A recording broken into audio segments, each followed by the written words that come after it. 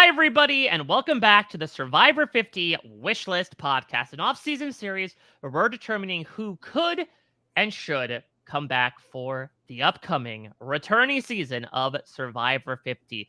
Today, come on, ride the train and ride it all the way to a Shaolin temple as we are talking about Survivor China, a nice little, old school nugget baked into the incredibly experimental era that was this middle school Survivor, as we are back to 16 contestants. We do have a final 3, but we're showing people from different walks of life working together, perhaps working against each other under this incredibly fascinating historical setting in remote China. Of course, I'm not alone here, and I'm so happy I bit the apple to have this guy join me in this den of sin. It is the great AJ Norris. AJ, how are you?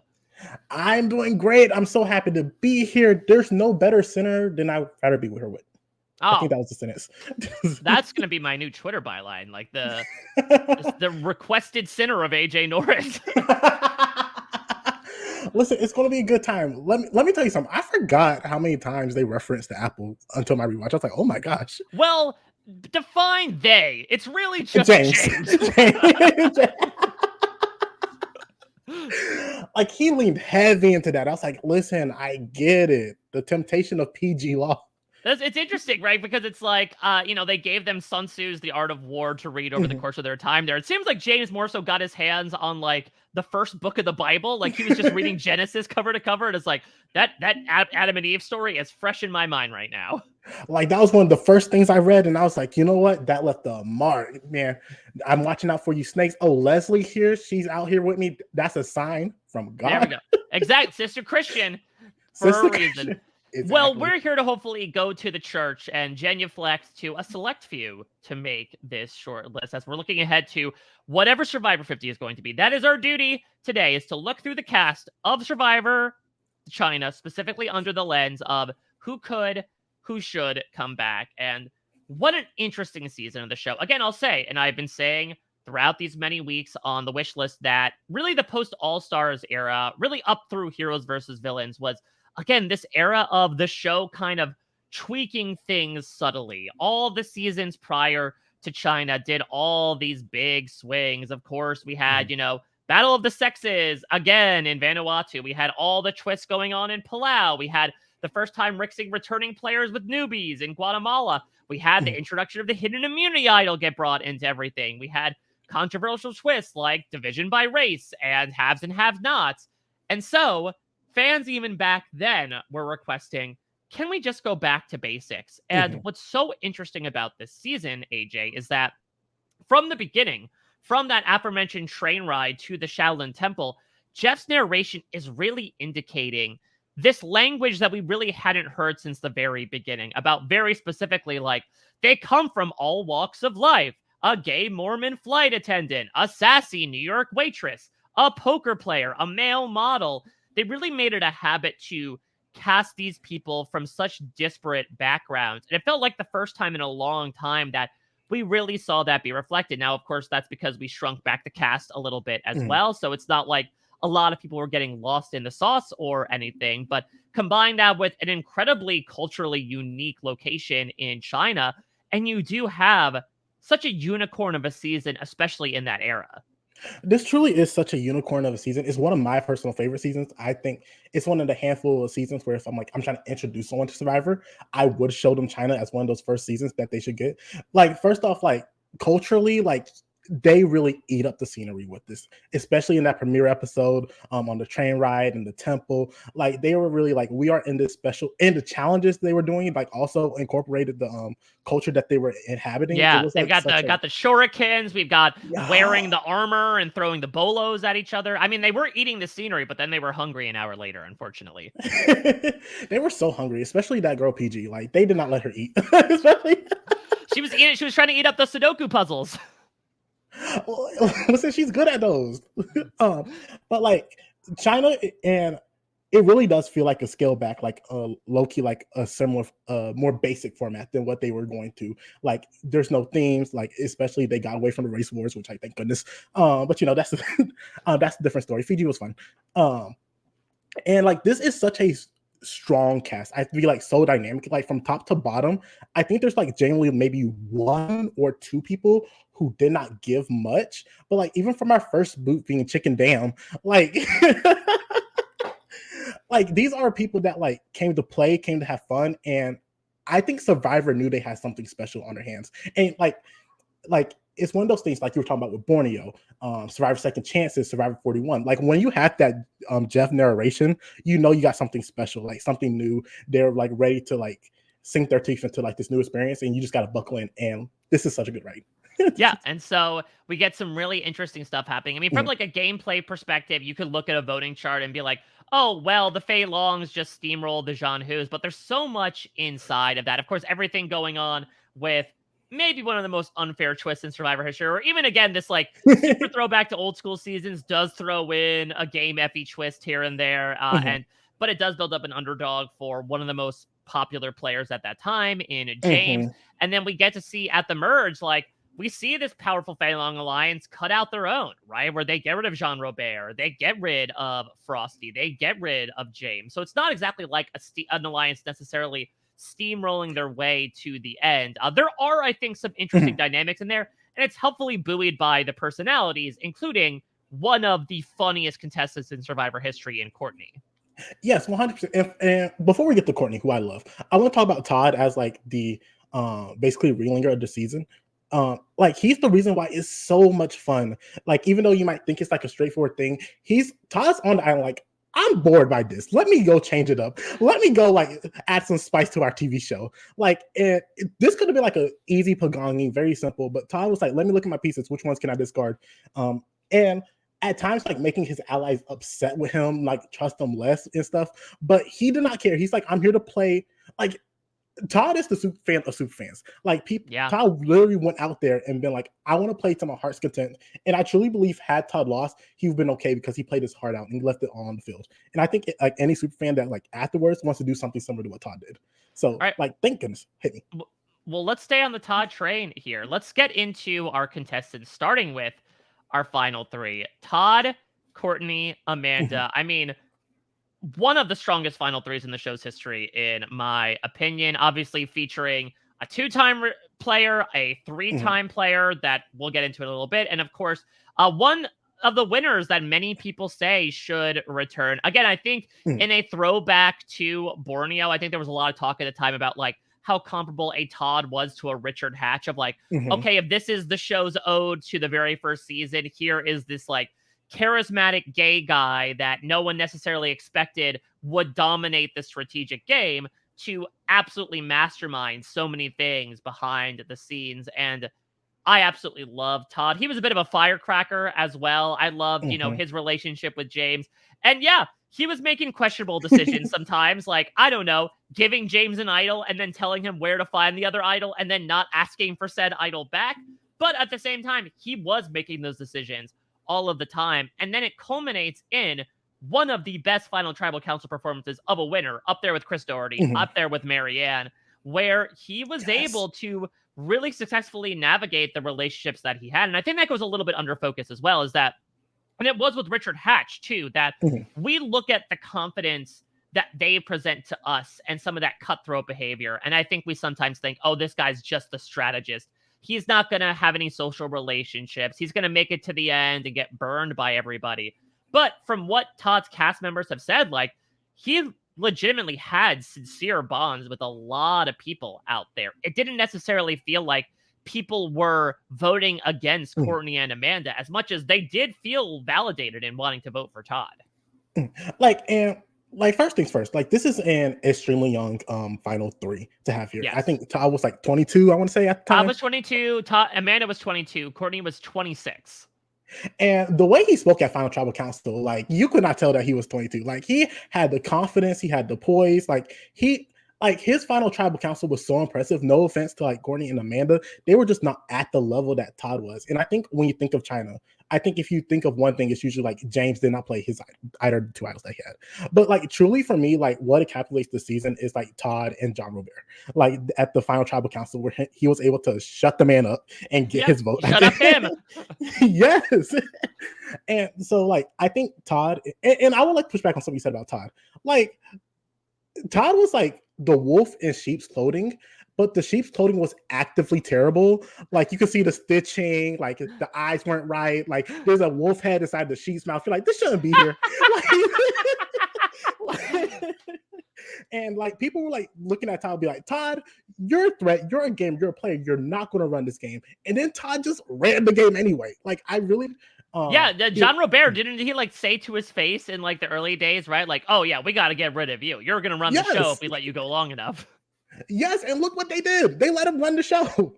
Like as much as people were pushing back, like this man had some sort of charm that had people fall under his spell. So like, I really think, and I know what happens after, is part of the reason why we have not seen Todd play again. But like, I truly believe, like, had we seen Todd play another season, I truly think Todd would be in the conversation as one of the best players that we've ever seen. Plus, I think also we're super fans. It's always nice to sort of have that representation as well, where, especially back in those days, before the Cochran and Adam types of wins, we didn't necessarily have one of those super duper fans who has the show in their lifeblood, especially someone as young as Todd, go on and dominate the game and win. Now, you spoke about what happened after Survivor, and yes, that needs to be discussed. For those that are not in the know, Todd has been battling with alcoholism for basically since his win, so the better part of 15 years, where he officially appeared on an episode of Dr. Phil, I believe, where like his parents had kind of coerced him into doing it, which he was just in. God, to say like a state of disrepair would be an understatement. He was clearly not doing well. He was forced into rehab, left, relapsed to the point where he was experiencing seizures, went to rehab again. And I am so happy to say that he is doing so well. He is sober. He got married. He has started this fun little like Pop Funko business where he'll create sort of these makeshift Funko Pops of Survivor contestants and on request as well. I believe one listener got one actually for Shannon Gus as of late. So I am so incredibly happy for Todd because I mean, as someone who, to be cards up, AJ, does have alcoholism in their family, like I have seen firsthand how devastating those effects can be. And Todd has spoken about it in his Talking with T-Bird about how he basically like lost his trust from everyone inside of his inner circle. And it was only once he like had to start his career over again and became a waiter and became sober that he was able to kind of rebuild everything that had gotten destroyed through this terrible disease. For that reason, to your point, Todd was not really in consideration for Winners at War. He had said that he was sent an email basically being like, do you have your S together? He said yes, and he wasn't necessarily contacted. I'm of a couple minds about it. On the one hand, it could have been a liability thing, where it certainly was maybe to ask him back prior to that season of like, okay, we don't want to put you in a bad place where you feel the need to send yourself down a really, really dark spiral. We don't want to be that enabler. The other side, though, I mean, I mentioned someone like Adam. I think there is a non-zero chance where they were casting Winners at War, and they kind of already had someone like Adam, and maybe they thought, like, he kind of fits the same archetype, and Adam is a bit younger and a bit more recent on the fans' brains. Like, I actively say Adam is one of, if not my favorite Survivor player ever. Like, he brings me so much joy and energy in life. So, like, and him and Todd do fill a similar role, and I can understand with Survivor going with Adam in that point in time. And, like, also as someone who has family lineages with alcoholism and knowing how devastating and how damaging it is to the family unit, not just to yourself, but to the people that surround you. Like Todd potentially being out there, as much as I would love to see it, I'm also understanding like the spiral came after his win, and like putting him in a similar situation, like could be a trigger or anything like that. And it's like hard to be like, it's a tricky situation, which I understand. But I feel like personally, for me, if Todd is like, I am in this place where I'm healthy enough, I have my stuff together enough where I would like am able to play again, and I would not fear the repercussions, I will love nothing more than see Todd play again. And I agree. And it seems like AJ, he has that attitude. He says in his quarantine questionnaire, Dalton, is that even a question when asked, would you play again? In all caps, abso-freaking-lutely. My bags are already packed and in the closet waiting. So I think Todd is just waiting for that call to come in. I think he does feel mentally steeled enough, has mechanisms to, I think, get him through even some of those darkest moments. And I think right now really feels in a good place. And honestly, this might be a hot take. If Todd Herzog does not come back onto Survivor at some point, let alone 50 or something else, I actively think they are leaving money on the table. Because with this series, we've been talking about, especially with these old school contestants, the potential of, okay, if you bring them back, let's talk about what's changed in their lives since then. I mean, what an incredible story that this man nearly destroyed his life after winning Survivor, made his way up from the deepest depths, and was able to not only climb out and survive and thrive because of it. Just the narrative writes itself. It's such a beautiful story that I think it has to be a slam dunk in a perfect world for him to return. Like he has such a great story of redemption. Like I've watched many of those clips of Todd, and it's like I am looking at a man that's like so close to death, and that is like actively like doing damage to himself and hurting his family and loved ones. And for him to even be able to make a bounce back and to have this successful Funko Pop career, I think like this is such a great, compelling story that I think people need to hear. Like, I think there are so many people that are struggling that I think would benefit from hearing what Todd had to go through and how he has returned to this great place and a better state of mind and able to build like a work, family, etc. I'm so happy you said that because, I think that's something that I really appreciated among Carolyn's story, a lot of others, is the fact that, surprisingly, through 46 seasons of Survivor, addiction is not something that's really been talked about. We've had Vetus and we had Carolyn talk about it, but it is, I mean, you and I can testify to this, such a large part of so many people's daily lives that influences, their friends, their family, and how they freaking get up in the morning and go to bed at night. And I think, sometimes that subject is kind of left on the cutting room floor based on the people they cast or how they edit it. And I think having Todd there as, again, sort of a representative of it may be tough to do, but you can get through this, I think is just such incredible story potential. So add on to the fact that he is such a great player as well, and is also 39 years old and has also probably learned a lot about the world as well. Being 17 years old, wiser, this is probably as strong as the China cast is. AJ, this is my number one with a bullet that I want on the short list. I agree with you 100%. That Todd is my number one person for both his story and plus, if he goes out there, I can say more than like so many other people. This man's going to play. Like this man is also like not going to like. He's like, this is my second chance. I'm blessed to still be here. I'm lucky to even get the second chance. I'm not going to waste this time. Like similar to how he like came on and played the first season, I think he would do it again if he was able to come back for Survivor 50. I think Todd is such a compelling character, such a fun character, and like such a needed character. I'm like CBS. If I had one choice, one person, like Todd literally is on the top of my list over like 46 seasons at this point in time. Like Todd is the guy. I feel like, and then you also got nostalgia people that will look back and like, oh, Survivor China, we got this old school player. I'm so excited to see how he handles this new era. Like Todd, that's my boy. All right, so let's move on to our other two members of the final three. And sadly, we have to and can yada yada through one of them because when asked in her quarantine questionnaire as to whether she return again, Courtney Yates replied, "I don't think the skill set that I bring that made me successful on Survivor is relevant anymore. I was okay on it because I made good relationships with people and make people laugh, but I don't think it would serve me well now. So I probably wouldn't, to be honest, unless it was a really specific theme and they really, really needed me to do it. So if it was super specific and was like underweight loudmouth versus something else, I always said they're welcome to make me an offer I can't refuse. But personally, I'm good. I'm happy where I've stopped on that ride." Now, sometimes I'm taking these answers of like, it has to be a specific theme to be like, oh, it could be Legends. I don't think Courtney is necessarily the type to be like, yes, I will only do it if it's a Legends season. I think in true Courtney humor fashion, it does seem like the only thing she'd come back for would be underweight loudmouth versus TBD.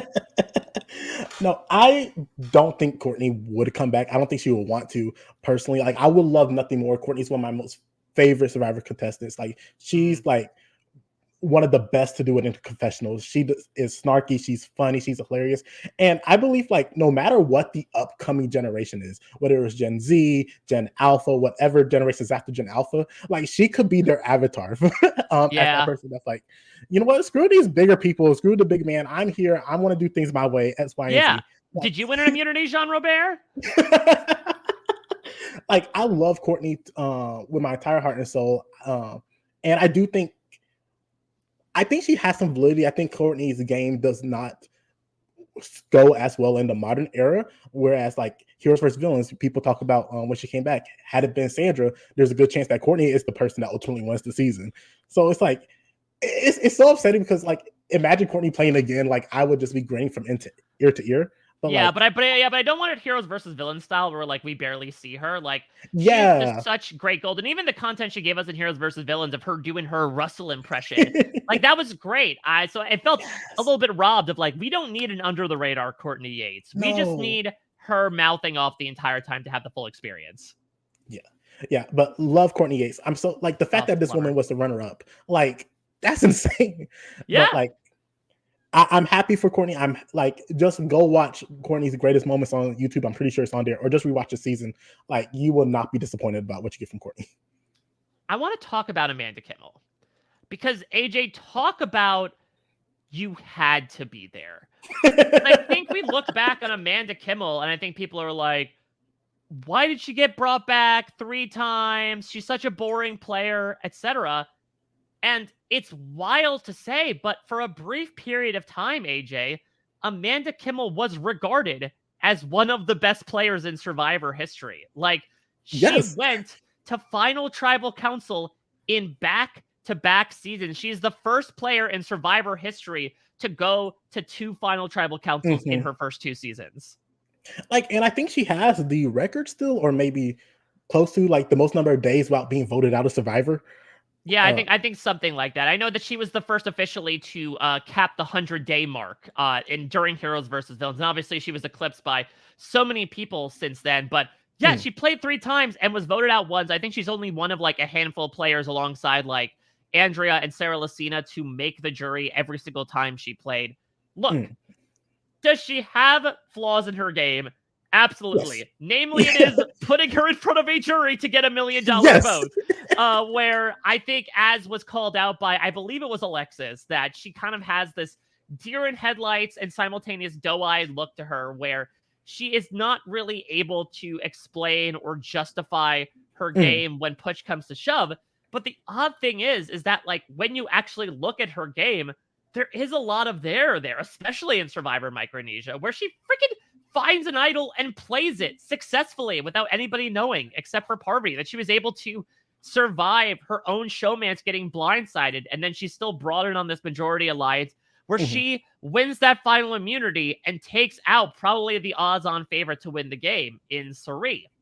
In the form of China, yes, she is a little bit meeker. She's more so perhaps known as the one that probably increased the budget for the editing tenfold by just being blurred all the time. But like, she was one of the people that made the major push from our perspective to take out James with 2 idols, something that was an absolute huge move. To me, there are a few players in Survivor history where like, if they are on a season, I can almost always rely on them to go at least pretty far every time. Amanda Kimmel is one of those players. And while it's not as flashy and big as some of the legends that we talk about, I think, frankly, it's underrated in a 2024 lens. Like, I'm be honest with you, I was one of those people that actively underrated Amanda. I was like, she's fine, she's okay. And then rewatching her, I'm like, oh, there really was more here than I was even led to believe. Like, she is like I didn't realize like she was more the stabilizing factor between her and Todd. Like, she was the more grounded person of the two, and being like, no, this is the right move for us, for our alliance. We're going to get to the end. We got to do it like this. Like, Amanda is naturally so good at this game. Like, she has the natural skill set. She has the natural charm and charisma. I think one of her bigger issues is like when she actually votes the people out, I feel like it feels worse coming from Amanda than it does from other people. And that's what she got to work on. But like, I genuinely think like she being I think at the point, like at one point in time, she was like overrated. Now she's actively underrated as a game player in the skill level. And like literally put Amanda on any season, even today, Amanda's going to do well. And Amanda is going to be in there with a shot. And like if she gets her public speaking better, baby boy, she's going to be tough. Yeah. So Amanda, like Todd, is 39 years old. And for a while, especially after Heroes versus Villains, where she had played 3 times in 6 seasons and, had made it to the jury every time, made it to the end 2 out of 3 times. She was all about like, I am just gonna go on with my life. Survivor was a big part of my life, but I am done with it. She slipped into the recesses of Montana and hasn't necessarily popped up a bunch. I don't even know if she's on social media, but she has started a family. But I will bring in a quote recently from a book that actually was written a while ago that I actually really recommend. It's a Survivor Collector's Edition book. It is written by Cynthia Wang, and it does a whole compilation of the first 40 seasons of the show. And every season features an interview. And somehow this woman did the Lord, I mean Jeff's work and tracked down an interview with Amanda Kimmel. When asked, what do you see as your legacy on the show? Amanda replies, and you could tell it's her because she starts by saying, oh gosh, I don't know if I have a legacy. I think it's still funny when people recognize me in Montana, but I really want to go back one more time. The competitive part of me wants to do it again. I definitely did some things wrong each time I played, and I don't know. I wish I could go back and redo it. AJ, from my perspective, your wish is granted. Can I be honest? I think Amanda actively suffered from being on season 15. Like, I feel like if this like season 11 or season 9, so she had time. She had a lot more time to like and analyze her game, analyze how she was portrayed, and then she can make proper edits to her game so that way she can be stronger. But like literally, she was back to back 15, 16, 20. She was out there at 22. Like part of why I like Challenge All-Stars, right, is you get to see these people that are so young, and now when they first played, now they come back more mature with more life experience. And I think Amanda coming back will be such an interesting, especially considering the quote that you just read. That sounds to me someone that's like, I need to prove something to y'all mother effers. Y'all sleeping on me. That's not okay. I'm not okay with that. Well, and also considering that, she's also linked up, obviously, with like, she had this showmance with Ozzy, and obviously both of them have moved on in their own ways, though. Yeah. I do believe Ozzy is also on this ballot, so we could see a reunion happen in this mythical season. That would be you know what I'd be interested, though? Amanda without James, or James without Amanda. Like, all right. Yeah, so let's talk about that then. Let's segue into our jury here, because we have our 7 jurors. We have Jamie, Jean-Robert, Frosty, the aforementioned James, Eric, PG, and Denise. And yeah, let's start with James, because like you said, the 3 of them have played all of their seasons together. I believe every single time they've also started on the same tribe, and they've all made the merge together. Actually, James did not make the merge, obviously, in Heroes versus Villains, because let's talk about the legacy of James. I did an episode of You Thought You Knew with Kevin and Nigel, I think it was last year, about James Clement, where, again, I feel like it's a bit of a you had to be there type of moment, where here comes this guy with, like, chiseled, handsome looks, probably one of the best physiques in Survivor history, and he is this, like, soft-spoken gravedigger. When he is asked by Leslie on the first day, what do? He just replies, I bury people, with full sincerity.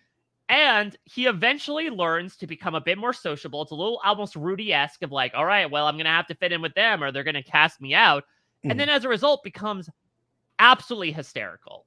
Like an incredible character alongside Courtney as one of the funniest, between us not understanding him laughing his head off about the thought of Jamie playing the piece of wood at Tribal Council, Micronesia, everything going on with what in the Nickelodeon is going on, to bitch during that When It Rains It Pours challenge, to him reacting to Eric getting sucking Cerie's fingers of like, that boy's nasty, there's something wrong with him. So again, those first 2 seasons are incredible, and it culminates with him getting what was the Sprint Fan Favorite Prize, was the CO Award, now back to back in 15 and 16. Comes back for 20. Not great. Well, like you say that, like, first off, James, one of the most beloved characters in Survivor history. Like, he's up there with like Cerie. Like, this man has such a high approval rating as a character. So much funny. But even in his Heroes versus Villains, which was like, did not go great, you still have like the entire banana etiquette of it all. Yeah. So like James is so hilarious as a person. He sometimes it's dry, sometimes he knows what he's doing, but like no matter what, you cannot have a smile on his face watching this man. Like even when he's like in the majority, being like, let's put on these people. You're like, you know what, James, you got something there. You know what, you do your thing, boy. So like James is like always such a fun character, such an interesting person, and I think it's like one of such a, at least for this part of Survivor history, like the teens to 20, like one of the biggest figures of the time period. So I think it's like actively would be a disservice if they actively do not consider this man, because this man is amazing, and they just brought him back out during the reunion of on Ghost Island. So they brought him and Eric out, and it's interesting because I think he said in the moment that he just did not watch the show. I think for him, it was probably, for many reasons, probably, you know, reliving one too many of his own Ghost-esque moments. I mean, yes, he did come back 2 more times, but remember, he was voted out with 2 idols in his pocket, which is an objectively ridiculous statement. I think James is actively the most unlucky Survivor player. Like, his entire run in Heroes vs. Villain was so unfortunate. Then he gets medevaced in Micronesia. And yes, James actively got voted out and with 2 idols in his pockets. How can you not play one of them? But you're also playing against like Todd, who's one of the best, Amanda, who's actively underrated. Like, it's not like he got snowed by some simpletons. Like he was playing with, like he was playing with against a strong field. Yeah, that's interesting. So then, to your point, is it a bit like, ironically enough, the person that he ends up kind of deriding in Heroes versus Villains that puts everyone on his bad side in Stephanie, where, yes, she was the super heroic underdog in her first season. She made it far in her second season, but was more of a villain, but we don't necessarily talk about that, and we bring her back for a third season. Would that be why you bring back James? Of like, listen, his third season wasn't great, to your point. He had, yes, the banana etiquette stuff, which was funny, especially him, you know, doing a reenactment of how to do banana etiquette, but at the same time, you know, was personified as a bit of a negative Nancy and then gets injured and kind of just gets mercy killed out of the game. So that's not an exclusion for you to bring him back for a 4th time. It's not an exclusion because there was a lot of funny days on Heroes versus Villains. So like him being one of them, it's like it's fine, it's interesting, but like it's still like, especially with like the diversity initiative, you like he's arguably one of the most well-known Black people to play Survivor. That's like, so true. Full stop. Like, so it's like James not being a part or at least being asked, I think it would be criminally underrated. And like, is he going to be the biggest strategist out there on the field? Actively not. But that's not why we're bringing back James. We're bringing back James because he's hilarious and he's fun to watch. Yeah, I'm pretty sure James Clement is also, I don't know if he's on social media. I feel like there's a non-zero chance that he just kind of like went back to grave digging after that, you know, and slowly but surely people stopping him at funerals to say that they recognized him and get pictures. Which is like insane. Like, you're at a funeral, what are you doing? Honestly, I think maybe it was like a precursor for how this fandom was going to be, AJ. We just had Kenzie complaining about people walking into her place of work to just talk Survivor. James went through the exact same thing. It was just, his was at a graveyard. Like, let these people have peace. But, you know, James is amazing. I'm actually reading a response that Eric himself posted 5 years ago on Survivor Reddit as to what is James Clement up to these days. He says, spend time with him at the Ghost Island reunion, and he is definitely more disengaged from Survivor and taking over his dad's mortuary business, which is a lot of work. He's essentially identical personality-wise, and he always has been. And he said, spoiler, when the tie vote in Ghost Island happened, I was geeking out along with the audience going a bit crazy, and he genuinely couldn't care less, which was hilarious. So I think more so from that perspective, I agree. I think it would be less so about production would be fine asking him back. I think the question might be, would James want to come back? I can see James not like similar to Amanda, but being genuine about it. Like Survivor was fun while he did it, but that's in his past. I can 100% see that. But like, just imagine James on the beach, all these people running around, and he's just like, "What are these kids doing?" Imagine him like reacting to the hide and seek. That would be unbelievable. Like, you know what? Pause. We don't need James to play the season. We just need him in the color commentary booth. Like, so that's the thing, is that I have slowly realized over the course of this series that there are people I want to put on the short list, and then there are people, to your point, that we could just fly in to sit in on a challenge and just do color commentary for. Put him in the Robin Sandra booth for a tribal council. Like, honestly, I wouldn't be mad at that. Not at all. No. So I want to move to the other person who returned from this jury phase before we Yes. move into maybe some more question marks. Let's talk about PG. So PG, the last Jeonhu remaining, obviously a bit of a polarizing character on the season, both in the game, considering the arguments that she got into, especially with the aforementioned James, as well as the audience, definitely felt a certain way about what her and Jamie did to Aaron, as an example, in throwing the challenge. But I think especially after the season, people were saying, oh, we should give PG another chance. She was someone that was actively trying to oppose Todd, to the point that when the James vote happened, she was like, well, what if we told James to play his idol and then throw a vote onto Todd, and then Todd ends up going there. And so it took a couple of tries. She was nearly on Micronesia the next season before they infamously decided to not make it All-Stars 2 and, struck half the cast from it. PG finally came back in Second Chances and didn't go terribly well. It pretty much got undone the second that anything resembling Abby Maria's bracelet showed up in PG's bag. That ends up spurning this very short-lived rivalry that ends up getting them swapped onto this, never-before-seen twist where they're thrown onto a new tribe in a new beach. And then, super simple, Abby's like, we got to get rid of PG. She's sneaky. She's got to be the next to go, and she's booted in 18th place. And I don't know, maybe it's just the fact, AJ, that in the time since she has shown how much of a nerdy gamer she is, but it feels like we need to see more of her. I don't think there's been a single day that PG played Survivor where she was not in danger. And I love her for it. Literally, we watch it. I did not realize, the first time she was going to tribal council, her name was on the block because people were annoyed with her. PG, and it's interesting that she's such a polarizing figure. And I understand some people don't like throwing challenges. Fine, who cares? But she was actively the underdogs of all underdogs. She kept trying to find her way into the power position, and she kept clawing and scratching, and there was no way in. And then she had to win immunities and think of all these creative ways to save herself. BG getting 5th place in this season is actively insane. I love her so much. And I think Todd was playing from the moment the game started. PG was also playing. PG's another person. She's on the beach. She's playing. She's strategizing. She's scheming. She's trying to figure out a way. I think PG going 3rd in Second Chances is one of the biggest travesties of that season.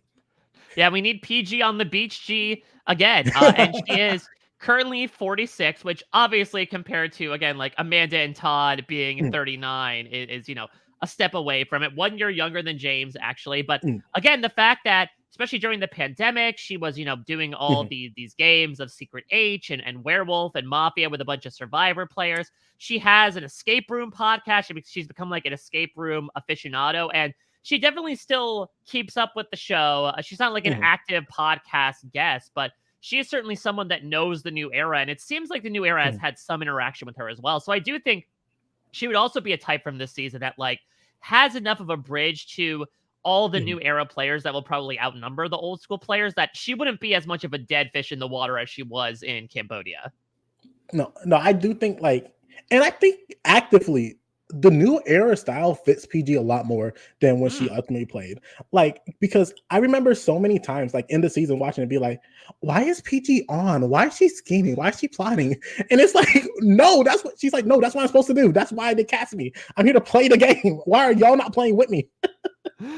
All right, well, let's talk about some only one-time players, and we'll see if maybe there's some that we could try to put on for a second try. And it's a little bit of a minefield with these. I'm gonna start with the biggest X factor here. I'm gonna start with Frosty, because I think Frosty, in retrospect, again, had a little bit of a more under the radar edit. He was, at the time, sort of a game changer in his own regard, where famously, up through 14 seasons of Survivor, you had to be 21 and over to be on the show. But casting loved Frosty so much that he broke the mold. He was 20 years old when he was on Survivor China. He was someone that was obviously incredibly acrobatic. I remember all the way back to that first challenge where they had to bring down these gates on this obstacle course, and he was just hopping from gate to gate rather than going down and back up. He's only proven those skills further and being on American Ninja Warrior a couple of times, had a brief dalliance in Hollywood. Frosty is one of those examples to me of someone whose personality doesn't necessarily leap off the screen, but the story of this guy being 20 years old and then coming onto Survivor at 37 years old, there's some there to me. No, I agree. Like I was talking about earlier with Challenge All Stars, I like seeing these people young, especially at the time, the youngest player at the time, getting a chance to come back now that he has matured, has lived more life, and has more experiences under his belt. Like, and I'll be honest with you, when I first watched China, I was a Frosty and Courtney guy. I was like, come on, y'all y'all can do it. Yeah, when he had his little like Kangol cap turned to the side because it was 2008. Yeah, like listen. I think Frosty was actively a fun character. Again, under the radar. I agree, especially because of the position he was put in. Because Aaron was screwed. Frosty was basically screwed too. But like he was able to get the social skills to integrate himself, get the social skills. Happened to walk upon Amanda and Todd fighting an idol, but we don't. And also, let's see, he was also the one the only person to pay attention to the merge feast. That when they got tested on it later, he actually aced it, as opposed to everyone who was like, "Oh, I don't care. I was concentrating on the drinks." but either way, it doesn't matter how Frosty did it. Well, he got like what, ninth place, something like that. But still, I think Frosty would be an interesting case to come back. I think he'll be a fun person to come back. I did feel like he was like low key, not miscasted, because I'm glad I got Frosty, but he felt more like a more of like an MTV type personality than like a CBS Survivor type personality. Yeah, I do think that another reason why this season kind of sticks out around is because we are also in the Mactor era of Survivor, right? Where they're recruiting a lot more of the young, hot people on the show. And again, this is the season with no offense to a lot of these cast members that didn't necessarily feel like that was the case. Frosty and maybe a couple of these other people might be the exceptions that were, I could see Frosty on a season of The Real World as an example. Yeah, exactly. So, and I think his personality trait and his characteristics, especially if he wasn't doing most gaming and plot, I can understand why he gets like low-key missed in the edit. But I'd be interested because listen, this is the show that you were birthed on. Like, well, he wasn't born on the show, but you know what I mean. Basically. But so it's be interesting for me to see like how Frosty would have changed in a modern era, if he kept up with the show, whether he watched it more or whether he'd be like, like a low-key like woo type, or like if he's like, no, I'm ready to game. I was 20 years old. I had no business being out there at the age of 20. But now that I'm 37, let me show you what I can actually do. All right, well, I want to talk about the man sitting to his right here. Ooh. Jean Robert, however you want to spell it. So here comes this poker player with AJ, the perfect strategy to win Survivor. Make yourself so hated in the beginning of the game. Don't do anything. Get in arguments with people. Ogle the women. And then, once you hit the game, that's where that JRB charm comes from, baby. Then you completely endear yourself to them. And people are like, wow, look what I did. I Henry Higgins, Jean Robert. You go with me, buddy. You and me to the end of the game. And then you showcase how much of a hardcore strategist you are. God, Jean Robert got clowned so much on this season, and it was so much fun to watch. And honestly, especially in retrospect, it does make his behaviors a little more palatable, with the fact of like, yeah, but at the end of the day, like everyone's making fun of him behind his back. Like he shut up him at the end of it. That this is a guy who, we'll talk about the recipe for like the General Tso's chicken they have on that overnight reward. And James remarks that I think they know how to make the General Tso's chicken, Jean Robert. That this guy was just an incredible villain in how over the top and full of himself was, and especially in how much of a failure he was in everything he attempted to do on the show. Like he was such a cartoonish type villain, like a Doofenshmirtz. Like he thinks he's all big and bad, but like literally, like he's just being like clowned and ran around circles with. And he's like, you know what? Let me tell you something, Eric. I know who has the idol, and it's me. No, I'm pretty sure that's James. Oh, I knew that. And that the great thing about it too is that he had this rival in Courtney. Like every time Jean Robert said something, she was there to pipe up. When he said that he was regarded in the poker world as, quote, a bit of a bad boy, she steps in to say, like, well, I can't imagine you riding a Harley. She compares him to Susan Lucci. She says his snoring is like choking a fat walrus. That's what makes this dynamic so good, is that, again, you speak about that cartoon, like she was kind of the Jerry to his Tom. Yes, like, and I think that's like part of what made it like more palatable. Was like it felt like Courtney was punching up and she was like getting the best of him, like too. So it was like, you know what? The fact that this man thinks he's all big and bad, but really he ain't nothing. Like that's funny energy. Like it's like, listen, do I like watching him like make people uncomfortable when they sleep? No, actively not. Like that's a no. I don't care what your strategy is, no matter how dumb your strategy is. But like him thinking like he's like the best player on the field, and people showing him like, no, you're getting outplayed by the waitress from New York. Like I love that. Like it's such a fun storyline. Yeah. So I really go back and forth. I know a lot of people have said that they would want him to come back just because of that character that he was.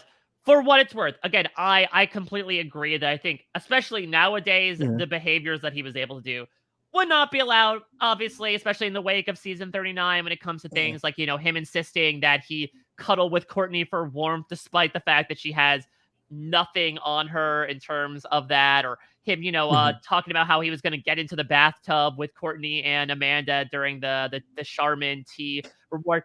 But also, all that being said, look, Jean Robert is also older and hopefully wiser. He is 53. I believe now he is married. He has twin daughters. So I would imagine if he got brought back, he would not bringing that energy that unfortunately does not play well in 2024.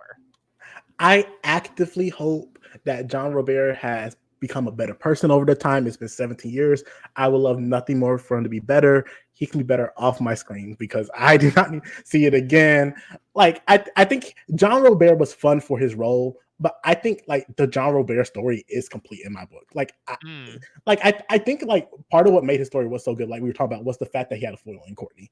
I don't know if he's going to have the same type of foil if he were to come back. I don't know what his strategy would be coming back. It'd be interesting. But I think what we got from John Robert, it was a fun one and done, in my personal opinion. Let's talk about Denise here, because we talk about enigmas. Lunch Lady Denise, Janitor Denise, whatever you want to say here. So Denise is kind of this weird character too, because here is this lunch lady from the heart of Boston who, again, is playing a bit more of a choir game, but falls in with a Todd, with an Amanda, with a Courtney, has this odd, like, brief dalliance with James where he says, like, if she was 10 years younger or I was 10 years older, we're like, because of her work ethic, he really carries a torch for her, quite literally. She's also the most well-studied person in martial arts, where she gets to go to the Shaolin Temple and like show off moves to all these children that ooh and ah at her. So I think, like, on paper, Denise is such an interesting character, and like had some there where she is maybe in a different world trying to make some moves to push against the inevitable final three that was going to push her out at the end of the day. I think, unfortunately, it is all undone by what happens after the season. And for those of you that don't remember, so Denise expressed in the Survivor China reunion that because she was so recognizable from her time on national television, according to the superintendent of her school that she worked at, it was like actively being detrimental to, getting kids to class. And so allegedly they had fired her and she had taken up a job now as a janitor instead.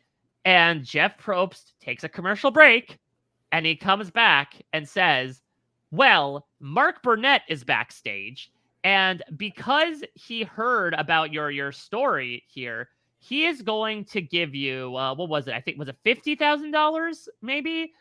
For being, $50,000 for, everything that you underwent because of the show. Please, put this to a good cause. I hope everything is okay with you. And, obviously it takes her by surprise. It is then revealed after the fact that perhaps the story wasn't necessarily to the letter that Denise had described. And in fact, it's less so that Denise was fired from her job and was forced to become a janitor, and more so that Denise took the janitor position, which had higher pay, better benefits, etc. Now, Denise has described on Talking with T-Bird her side of the story, which was obviously she did not expect this amount of money to come her way as a result of telling this story. It wasn't like she was specifically coming on, as much as we, poke fun at people coming onto Survivor for the Sia money. Yeah. People were thinking Denise was basically doing that, was like, oh, you came on to purposely create this sob story of how you had gotten fired so you get money from Mark Burnett. Clearly, she was not intending it. At the same time, it's also clearly not the version of things that happened. And even though Mark Burnett no longer has a thumbprint on the show the way that he did even back in the days of the fall of 2007, I think the controversy really soured her in the eyes of production. Yeah, I agree. I think that was an actively bad look, especially hearing what went down and through. So I think Denise is an interesting character, and I think the Denise Mole has been proven to be a popular one, a fun one. Look at someone I know you're going to talk about down the line, like a Lauren Rimmer or something like that. Or like Elaine is like a key example here. Yes. So like I think Denise as an S Factor, I think she's an interesting player, especially because she was such a stark contrast of everyone she was playing with, especially at the merge. Like Lauren had a family, she had a husband, she had kids, and she had like a job. And these are young people that are like just living their best life, just vibing out. Or John Robert, a perky player that has drinks being taken to him, like like so like Denise was like such a fish out of water inside of this group that she was in. It was so interesting to see her navigate and make it to fourth place. Because who thought at the beginning of the season we're looking at Denise as the potential winner threat and a jury threat? Baby. And when she was voted out, it was a shame because James was so ready to vote for her. James won her. Oh, if only. Absolutely. He would have pulled a Boston Rob and like proposed to her at the finale if he could help it. So again, for what it's worth, Denise did, after the fact, after everything was revealed, she did take the $50,000 and donate it to the Elizabeth Glaser Pediatric AIDS Foundation, which at the time was sort of like Survivor's go-to charity. All the torch auctions, the money ended up going there. And so it's clear that she did not necessarily feel that she was doing this all to take money from production and from Mark Burnett. I just feel like, unfortunately, due to the circumstances, even with a whole new production team, I think the powers that be in Survivor would kind of view the incident, which did make a bit of national news, as like, this is something that is a bit taboo and we have to stay away from. Yeah, because that was a big deal when it happened. So I don't think they want to reopen that particular wound. And again, like stuff like this didn't happen on Survivor. Like you didn't like tell your story and then be like, oh, I feel bad, let me give you some monetary $50,000 for the hardship that you went through on the season. So like I know that I'm pretty confident she had no clue that it was going to happen. Like, and then she just found herself in this situation. So I'm not going to fault her too much, but I do not see a world where CBS right now is going to be like, yeah, let's bring Denise back. Well, on that note, I hate to have to bring this up, but I feel remiss not to talk about what happened with Eric and Jamie, because prior to this year, there were one of the great Survivor love stories that, yes, they were obviously a little bit more underrated compared to Rob and Amber, but clearly they were having some flirtations as early as the first couple of episodes, and that flirtations turned to something more. I believe Eric proposed like almost a year after the Survivor China's episode has aired in 2008, and then 2009, the two of them got married. They have a child together. And this is going to get into some rather dark material. So please, if you do not want to be triggered by things like sexual assault and violence, please tune ahead a couple minutes. We're going to move on from the pre-mergers right after this, but I do need to mention it for those that don't know, because this is very recent news. In May 2024, Jamie has filed for divorce, citing that Eric had apparently been excessively drinking around her, had flown into fits of rage, which led to bouts of violence. Had also been, engaging in infidelity as well. A lot of domestic violence and abuse towards her.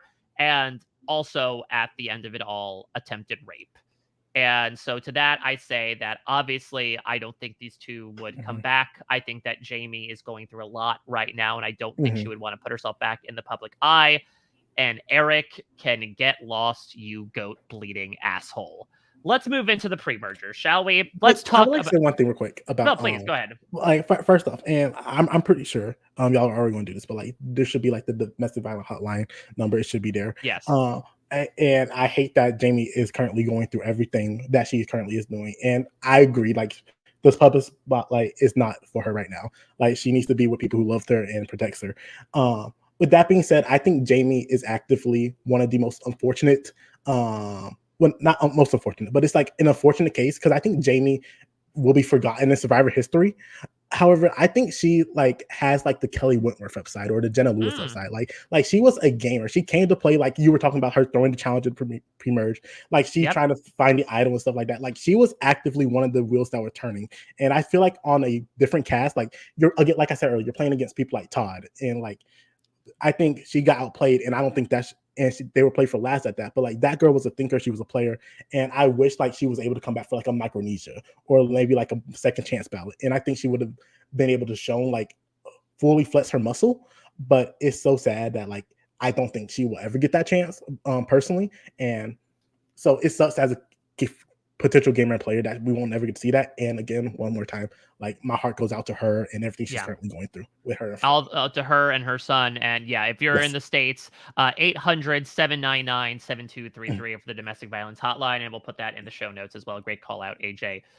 Into our pre-murders, our pre-jury here. We have the aforementioned Chicken Dam. We have, of course, the late, great Ashley Massaro. May she rest in peace. Sister Christian, Leslie. And then we have Dave, the enigmatic leader of Jean-Hu, who slaved away at a fire pit and got voted off before it could be completed. And then we have two of the people, as we mentioned, hosed by one of the most unfair twists in Survivor history, in Aaron and in Sharia. And I want to talk about these two because I think, you know, if we're trying to bring back people along this line of unfinished business, it's tougher to find two people, maybe alongside Michelle from Survivor Fiji, of those that were really undone by production. Where, again, for those that don't remember, the big twist was each tribe was given a list of people on the other tribe and the choice to bring over two, not three, not four, two to the other tribe, which basically meant, yep, you have a majority no matter what. And so they chose to basically bring over the physically strongest members of each tribe. And suffice it to say, each tribe went to tribal council once. And surprise, surprise, the original tribe alliance ganged up on those that were on the outside and picked off a member of the opposite tribe here. I would say of the two, I think I would want to see Sharia back over Aaron, with no offense to Aaron. He was sort of, you know, pimped into this leadership role by Todd in one of his first big moves to be like, yeah, he's going to take all the heat and I'll sort of sling into the shadows. But Sharia was such a great personality. I mean, her getting in the arguments with Dave, hiding his shells when she was in a fight with him that he was going to bring back to his family, like, an absolute firecracker, and I would have loved to see a world where she had made the merge. No, I agree with you 100%. Like, I think if we're considering two people from the pre-merge, it is these two. Sharia was such a fun personality that we got stripped away unfairly so quickly. I'm like just thinking about it, like rewatching that challenge, like, dang, Sharia, if you just acknowledged PG, you would have made the merge this season. It hurt so much. And then James would have been like one of these two spots. But like, I think Sharia is such a fun personality. Like, she was not afraid to mix it up with people who were getting on her nerves. She was not afraid to play the game, and she loved the challenges. She was like a beast in the challenges. So I think Sharia going at this point in time was like such a disservice from a great Survivor character and potentially player going down the line. So I think Sharia, it sucks that she was put in this bad spot, especially because like it really could have been like her or Frosty, but like because Frosty had a relationship with Courtney and knew about the idol, like it came down to Sharia, which is so unlucky, so unfortunate for her. And then you have Aaron, and I know a lot of people like talk about the trio of like Todd, Amanda, and Courtney. Before it was Todd, Amanda, and Courtney, it was Todd, Amanda, and Aaron. So it's like, so like, and like I know Todd put him in as the forefront of his alliance, but like Aaron was still a trusted person in that group. Like they were ready to move forward in that game. But because like what was the other twist was like Jamie was able to go to the other tribe to the kidnapping where you picked one member of the other tribe to come to your camp. That person was given a clue to an idol that they would give to then a member of your tribe, the one that kidnapped you.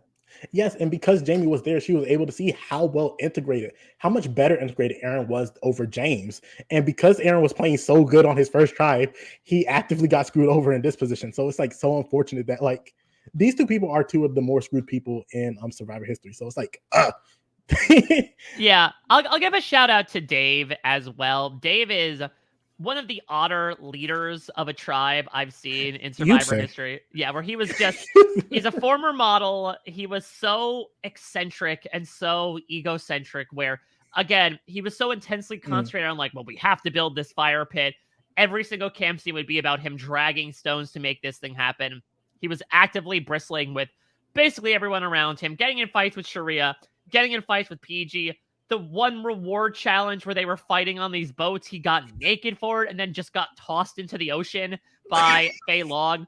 And then eventually, despite his physical stature, Jean Hu said, enough is enough. And they just got rid of him. No, truly, like this man like got on everyone's last nerves, and like that's such a fun pre-merge boot for me personally. Like you were saying, if the fights with Ashley were like hilarious as they went down, him and PG trying to figure out which one of us is going to be the leader of this tribe, it's like insane. Like the fact that he was like, no, this is how you do it, walks all the way over to grab a brick and just drags it over to the fire pit and puts it down. Like that's how you do it. It's like there's a brick right there. Why'd you have to do all that? Like Dave is such a unique and interesting character in the lore of Survivor China. Like I genuinely forget like how insane and the nudity for what? Why did like I think it was to psych people out, but James just threw him in the water like a rag doll. Like he didn't care. So yeah. That's the thing. It's a little Jean Robert-esque, right? Where like here comes this guy gloating about everything that he's accomplished, that he's the only one that's working hard at camp and Sharia isn't, and then he comes to these challenges and kind of gets his ass whooped, but then also has this odd personality where even when he gets kidnapped over to the other tribe, they're all like, ugh, okay, crazy Dave. Like literally no one on this cast wanted to be with him. No one wanted to work with him. And yet he was like, I am the greatest thing walking on the China camps right now. Yeah. So it's like, so like, yeah, similar to John Revere, like such a fun character, such an interesting personality. Like, had he made it further, oh my gosh, imagine him and John Robert being together.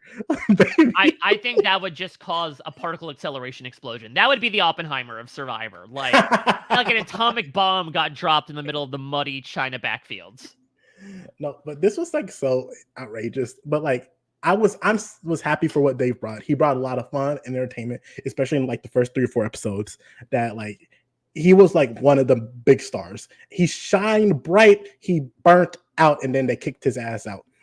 Absolutely. So let's get into this because, yeah, I mean, some of these pre-merge characters, to your point about the strength of this cast, I think in a different type of season could be considered to get brought back. But we have a little bit of a murderer's row of people here. So let me throw out who I think are some commonalities between us. I think that we would want Todd. Yes. I think we would want Amanda. What do you think? It's tough. Yeah. Okay. Like Amanda. Like my number 1 was Todd. My number 2 was PG. I could agree with PG. We could put PG on as well. Yes, and then I think it was like such an active fight in my mind for that 3rd spot. Like, and like originally going into this, I'm gonna be honest with you, I gave that spot to James. But like just hearing you talk about that, Amanda wants this. Like Amanda wants to come back and play and show something. I'm like, I would not be upset with giving her the chance to show these new school people like how it's done and show them not to look over my Miss Amanda Kimmel. I'm Amanda fucking Kimmel. Like get on my level. If, like just from the idea of her actually saying that with her, like I'm Amanda fucking Kimmel. I would love it. So yeah, I would be good with putting her on. I think my big question is, do we make room for a 4th? Is it someone like James? Because I think on paper it could be, but am I taking Eric Reichenbach for his word that this man is so disengaged with the community that he might not even want to do it? Like, here's the thing, right? Elizabeth Hasselbeck didn't want to do it. That ain't stopped her from asking her. Like, so like, why not add James? Like, you're actively going to sit here and tell me we have to bring back 3 people from Survivor China to be on the list, and we're not having James and Amanda on the list. Like 2 of the faces of the time period of Survivor, not the season, the time period. Like I feel like it would be actively a disservice if James is left off. All right, you know what? I'm gonna bite that apple. I will put James on the list as a 4th here, and I will let the listeners do what they may. How much will they remember first 2 seasons James versus Heroes versus Villains James? We will see. But the 4 people we're bringing forward from China are Todd, Amanda, PG, and James. And it's tough because, again, you look at the list, you're like, oh, you're only bringing back the people that have returned plus Todd. But again, it speaks to not only the legacy that those people have brought, but like it doesn't. There's only so many spots. We've already expanded to 4. I think you would want to on paper maybe bring in people like a Sharia, like an Aaron, maybe even like a Dave. But I feel like they are unfortunately an echelon down from these first couple tiers that it would be tough to find an argument to put them in over those 4. Like, it's like when you talk about like the top 10, top 20 people in Survivor history, not just the season, like these are names that are in that list. They are in the conversation that you're bringing up. And it's like actively unfortunate that these other people like do not get the opportunity to be shown in the same light. Like, you know how much fun I would have had being like, Sharia, get your ass on this ballot. Like, I would have loved to do that, Mike. You have no idea. But like, this is such a strong cast. Like, on other seasons, I could easily see me doing Sharia, but like, I only have 3 spots, and we gave me 4. Yeah, exactly. And I will also say that, this is going to be one of the longest podcasts we do, and it speaks to the fact that we have so many cast members to talk about. There's not a lot of people that we're kind of yachting over. Last thing I want to ask that I've been doing with these is there a show that a Survivor China cast member could be on besides Survivor? I will start in that we need to keep Tough as Nails going, if for no reason to not have James on there as a contestant. Like, Gravedigger James needs to happen in Tough as Nails. I didn't think of that, but yeah, Phil would love James. He would like bring up. If Phil loved Roofer Lee, like steroids, like quite literally in terms of his physique, but like James is an incredible personality. It's why he's on our list, and I would love to see him on a show where he can really get his hands dirty and kind of like not need to think about strategy. No, I agree with you 100%. Like, as soon as you said it, I said yes, full-heartedly. Yes, into my heart, gut, and soul. Other people, I feel like I got a couple people. I feel like first, if they were to do an American or English version of the Devil's Plan, PG or Todd, either of them on there, oh my gosh. That's such a good idea. Well, we know that the UK is doing the Genius at some point in the next couple of years. Maybe when they eventually bring Americans in, or the America decides to do like a bastardized import, they could have PG. If they try to say like, yeah, this is Traitors, but more cerebral, and they start bringing on other reality show contestants, like you bring on a PG or Todd. Yes. And another thing, like my first thought was like for the Traitors was Courtney Yates, but I thought of something better. Put Courtney Yates on House of Villains or The GOAT. Oh my goodness. Yeah.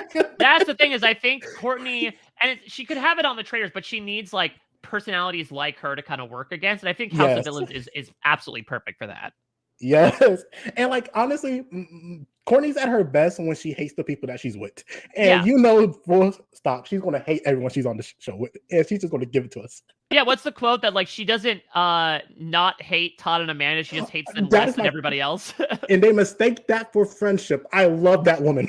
I love that woman. Oh my God. Well, AJ, I loved this podcast. This was an absolutely incredible time. I think we had a lot of darker subjects to talk about than we usually do for one of these podcasts, but I think you handled it with such grace, and we got into such a fantastic cast from such a fantastic season. Now, of course, some of these are going to be holdovers into the podcast I am doing tomorrow as we go to Survivor Micronesia, where I'm going to be talking with, I'm going to macro on micro, if you will. So I'll be talking with Matt Scott about Survivor fans versus favorites. I mean, this is considered one of the best 1-2 punches in Survivor history, China into Micronesia. I'm curious. I'll say from a fan's perspective, because spoiler alert, at this point, basically all the favorites have already been put on the list. Anybody from the fans tribe that you would want to see on the short list? So here's the hard thing, right? The answer is yes. I have one name, but like, here's the hard thing. Like, first thing, like you have Eric, like the fan of all fans, but we like saw him play back in Caramoan, and like you said with James, that's unfortunately my current experience with Eric. Like I remember him more for his second experience than his first time. And then people have always been chatting about Natalie Bolton, how the juggler confessional is like the final tribal council speech with Parvati. So like I understand why people say Natalie Bolton. I will put forward personally as a fan, Tracy, our pre-merge. Yes, that woman on any other season will be the most deadly player on the field. And the fact that she was pre-merged on this Micronesia just tells you how strong Micronesia really is. So Tracy will be my push. Yeah, so it's primarily going to be a fan cast tomorrow, both by fans and about fans. But we'll see who we can pick from there to put on the ballot. Thank you all so much for listening. Jason, AJ, again, I cannot say enough about how great of a time. I was thinking Jason Siska for whatever reason on top of my head, which would be like another great person to bring on. But anything you want to plug right now, AJ? The only thing I will plug right now is my podcast with the great Jay. We Two Can't Keep a Secret. Go listen to us. We started season 3 of the coverage. A couple episodes back, we had the great Latanya Starks on where we did a brand steal. Like, it was so much fun. So please come do a listen. Yeah, don't tempt me with a good time on that one. All right, so we'll be back tomorrow covering Survivor Micronesia with Matt Scott. I am incredibly excited for that one, but this was such a great time. Of course, let us know your thoughts about this season and more in the comments, either on YouTube or on social media. Thank you all again so much for listening. AJ, thank you again for being such a great guest. We'll be back tomorrow with Matt Scott covering Micronesia. Until next time, everybody, take care. Bye-bye.